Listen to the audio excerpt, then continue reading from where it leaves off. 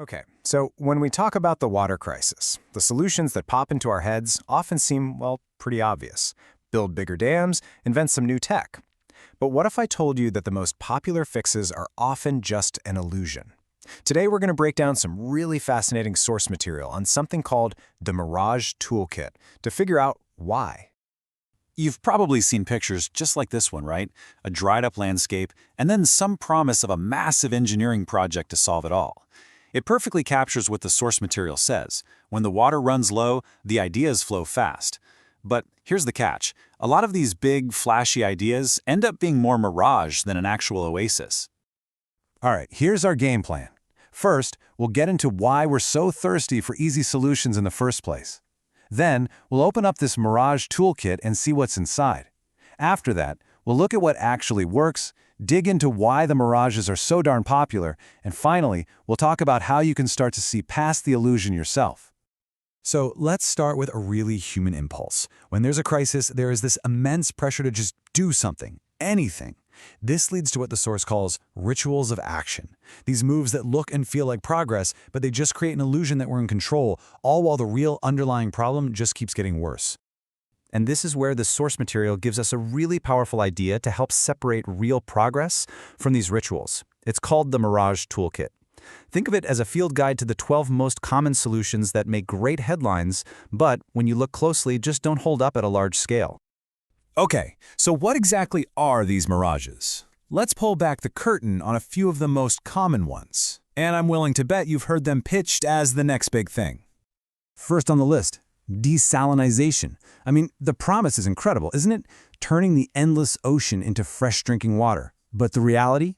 It's wildly expensive, it's an energy hog, and it creates this super salty, toxic brine that you have to dump somewhere. So it can work in very specific places, but it's a niche tool, not some magic bullet. And what about all those campaigns telling us to take shorter showers? The promise is that we can all pitch in, that saving water starts at home. The reality, though, is that this kind of shifts all the blame onto you and me, while the biggest water users, we're talking huge agricultural operations, often continue business as usual. It's a nice symbol, but it's not a systemic solution. And you know, what's interesting is that these mirages aren't just random bad ideas. They actually fit into these neat little categories. You've got your technocratic distractions like desalination, symbolic measures like the shower campaigns, market illusions, and my personal favorite, engineering hubris, that classic belief that we can just build our way out of any problem we create. And this is a really important point to grasp. This isn't about conspiracies or people with bad intentions. As the source so perfectly puts it, not all failure is bad faith. Some is just bad math. A lot of the time, it's just a simple, fundamental mismatch between the size of the solution and the massive scale of the actual problem. Okay, so that naturally leads to the million-dollar question, right? If all these super popular, highly visible ideas are actually just mirages, then where do we find the real answers? What actually works? Well, instead of running after those mirages, the source material says we should be looking at something else entirely. 6 key leverage points. These are the strategies that can actually genuinely change the long-term water equation. And here's the big difference. Unlike those flashy, quick-fix mirages, these leverage points are, well, they're often slow and kind of invisible. They aren't about building a giant new thing overnight. Their power comes from focusing on the boring but absolutely essential root causes, like governance, reforming old rules, and changing systemic habits. Let me give you a couple of examples. 2 of the most powerful leverage points are reducing how much water agriculture uses and finally getting serious about managing our groundwater. Why those 2? Simple. Agriculture is, by far, the biggest water user on the planet, and those underground aquifers we all depend on are getting drained like crazy.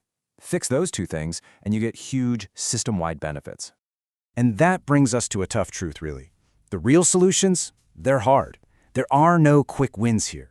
They take incredible political courage to challenge the status quo, they require deep, difficult institutional reform, and they demand a kind of collective patience that's, well, it's pretty hard to find in the middle of a crisis. Which, of course, brings up a huge question. If we have a pretty good idea of what really works, why do we keep reaching for the mirages over and over again? Well, the answer? It's all about politics. It really comes down to this. Mirages are politically convenient. They look good. They give the appearance of fast, decisive action, which is absolutely perfect for a short election cycle. A politician gets to cut a ribbon at a new plant. But reforming decades-old water rights laws? That's a slow, messy, and often thankless political battle. This table just lays it out so clearly. Look at the trade-off here. A mirage, like a big desalination plant, has super high political visibility and a pretty low political cost. But real reform, like fixing groundwater rules, has almost zero visibility and a huge political cost. The crazy part?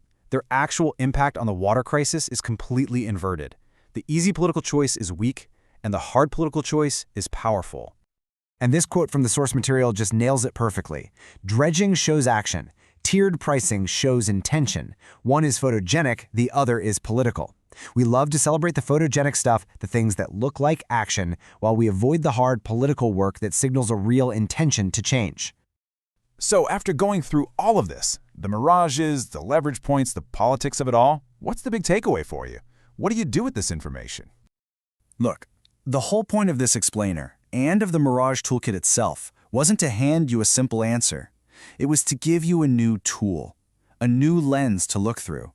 Now, when you hear about the next big water solution in the news, you have a framework. You can ask the right questions. What's the real scale of this? What are the hidden costs? Is this a real solution or just a really good-looking ritual?